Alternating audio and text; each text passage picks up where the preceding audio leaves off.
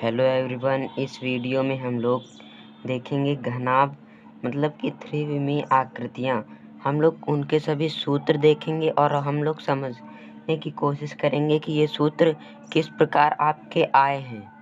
तो देखिए, इस क्लास में मैं आपको घनाभ, घन और आपको मैं बेलन और शंकु और आपको गोले के बारे में बताने वाला हूँ। इस वीडियो में मैं आपको इन सभी टॉपिक्स के बारे में अच्छे से बताने की कोशिश करूँगा, तो वीडियो को लास्ट तक देखिएगा। हम लोग अपनी वीडियो स्टार्ट करते हैं। तो देखिए, सबसे पहले हम लोग घनाभ समझेंगे। तो देख लीजिए, घनाभ होता क्या है। घनाभ एक ऐसी आकृति होती है जिसकी लंबाई, चौड़ाई और ऊंचाई सभी अलग अलग मतलब कि असमान हो। जैसे कि आपकी ये माचिस की डिब्बी है, इसमें देखिए ये आपकी लंबाई है और ये ऐसे देखिए, ये लंबाई है, ये चौड़ाई है। मैं इधर आपको रख के समझा रहा हूँ। देखिए, ये आपका घनाभ है क्योंकि ये 3D आकृति है।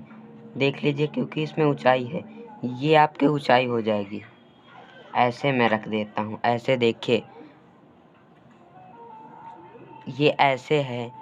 तो देखिए, इसको मैं ऐसे पकड़ लेता हूँ, ये तो आपकी लंबाई हो जाएगी और ये चौड़ाई हो जाएगी।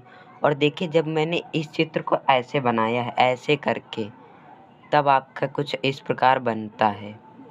ओके, तो आप इसका समझिए। देखिए, इसकी लंबाई और चौड़ाई सभी अलग अलग हैं। इसकी लंबाई ये है और चौड़ाई ये है। तो देखिए, ये कितनी लंबी, ये कितनी छोटी, और ऊंचाई देखिए ये कितनी, ये तो बहुत ही छोटी है। तो इससे आप घनाभ का पता लगाएंगे। तो हम देखिए घनाभ होता क्या है, देख लेते हैं। तो घनाभ देखिए, घनाभ एक ऐसी आकृति होती है जिसकी लंबाई, चौड़ाई, ऊंचाई सब असमान होती है। ये आपको याद रखना है। तो देखिए, घनाभ में 12 कोरे, कोर मतलब भुजा भी कह सकते हैं और किनारा भी कह सकते हैं। तो देखिए, जैसे ये है, हम लोग इसमें कोर मतलब कि भुजाएं गिनने की कोशिश करते हैं। तो देखिए, सबसे पहले एक ये भुजा, एक ये भुजा, एक ये। तो देखिए, इधर हमारी 4 भुजाएं हो गई, इधर हमारी 4 भुजाएं हो गई। ओके, 4 हो गई। अब यहाँ देखिए, ये भी उसमें गिनी जा चुकी है। तो इधर हम गिनते, ये चूँकि गिनी जा चुकी है तो ये गिनेंगे। 4 इतनी थी ये वाली। अब हम इसको गिनते हैं, ये तो गिन चुके हैं, ये गिनते हैं। 5, 6, 7, तो ये 7 गिन चुके हैं। अब इसको देखिए, 8, 9, 10, इसको क्यों नहीं गिना, क्योंकि ये पहले गिन चुके हैं। 10 हो गए। अब देखिए, 11, 12, इसको पहले गिन चुके हैं और इसको तो पहले गिन ही चुके थे। तो देखा आपने किस तरीके से हम लोग इसे गिनते हैं, कितनी भुजाएं हैं। आपको मैं एक बार और गिन के दिखा रहा हूँ अच्छे से। देखिए, ये हमारा घनाभ है। आप इसका एग्जाम्पल, बहुत अच्छा एग्जाम्पल है, आप इसे घर में भी देख सकते हैं करके। तो देखिए, ये हमारा घनाभ है।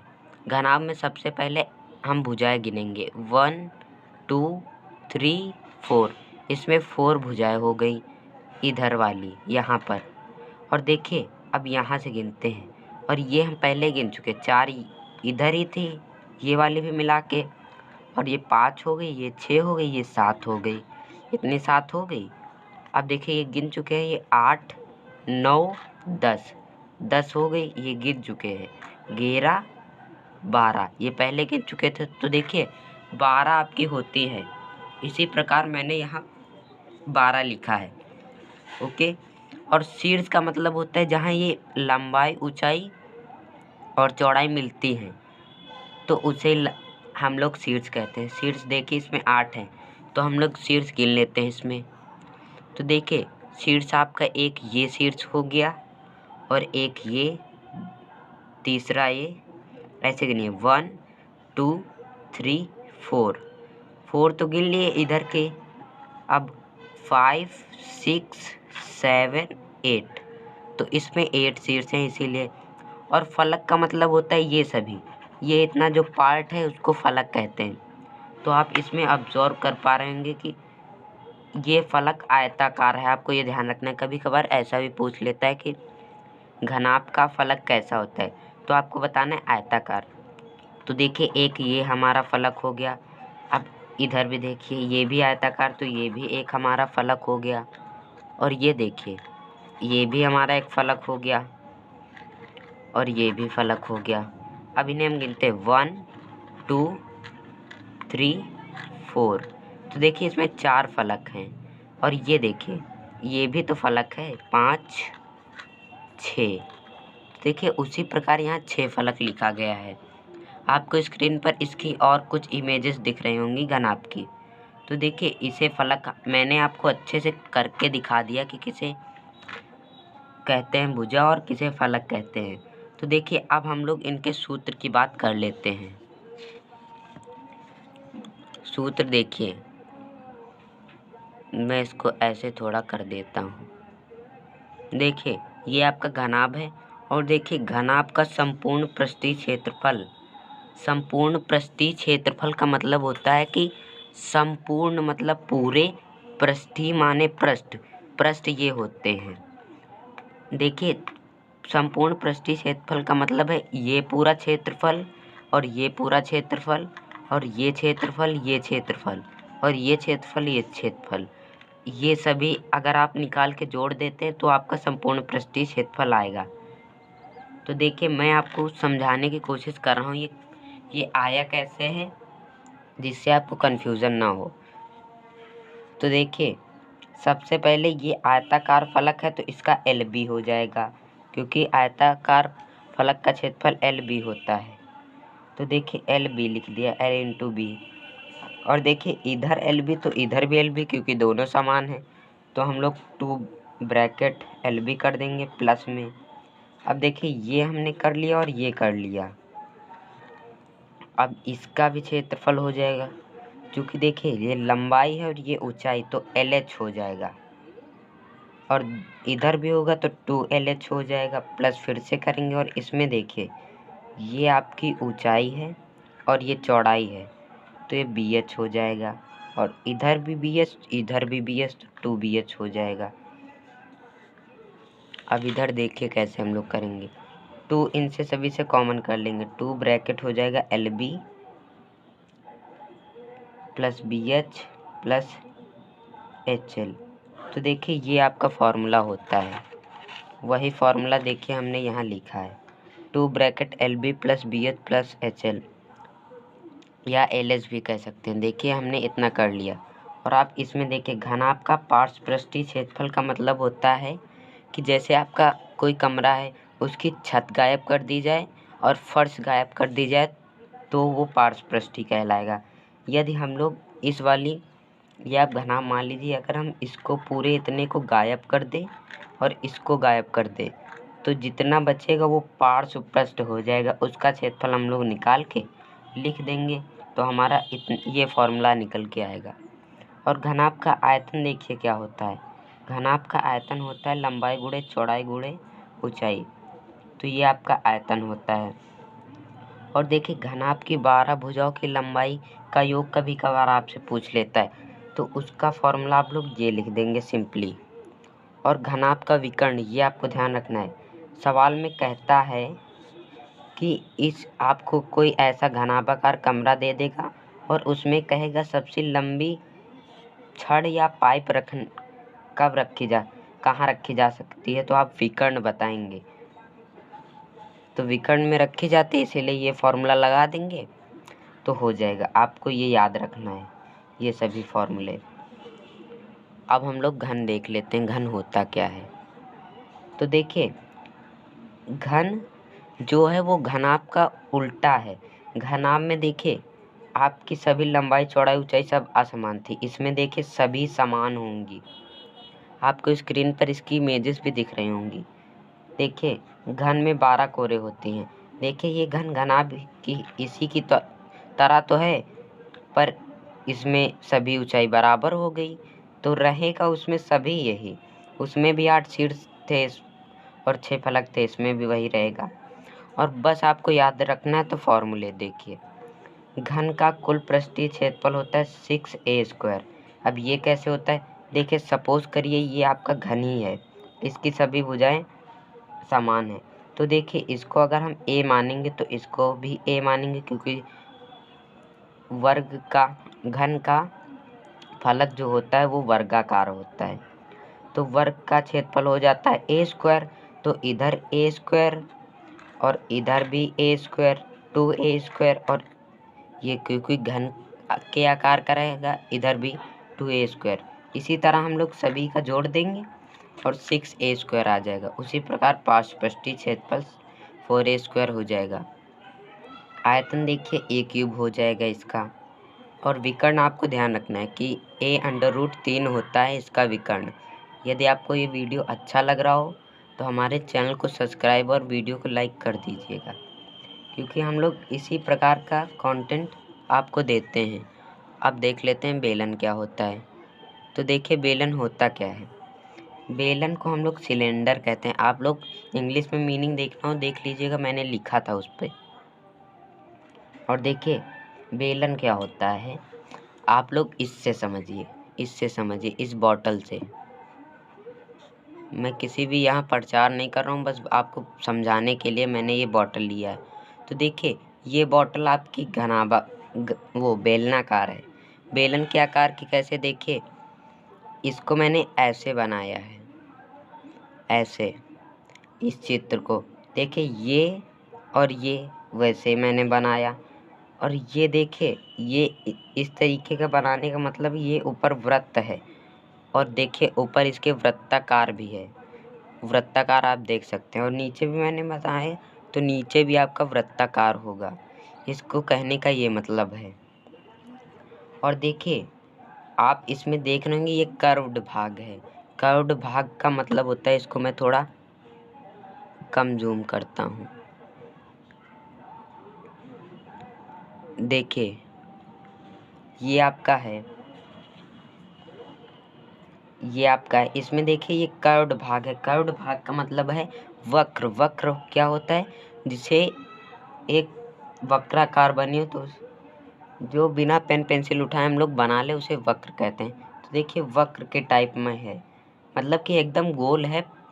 इसे ऐसे करेंगे तो देखिए इसीलिए ये वक्र है। और देखिए ये आपका एक वृत्त हो रहा है, क्योंकि ये आपका वृत्ताकार है और ये भी वृत्ताकार है। और ये देखिए इसे हम लोग वक्र पृष्ठीय क्षेत्रफल, यदि हम लोग बस इतने का क्षेत्रफल, ये जो इतना है, यदि इतने का क्षेत्रफल निकालेंगे तो इसे वक्र पृष्ठीय क्षेत्रफल कहेंगे। तो इसमें देखिए फलक लिखा है। फलक आपके इसमें 3 होते हैं, एक समतल फलक, ये भी समतल फलक, ये समतल होता है बट इसमें है नहीं। एक ये फलक होता है, एक ये फलक, और ये वक्राकार एक फलक होता है जो कि मैंने लिखा है। और वक्राकार कोर का मतलब क्या होता है, ये जो इधर गोल गोल है वृत्ताकार, इसे वक्राकार कोर कहते हैं।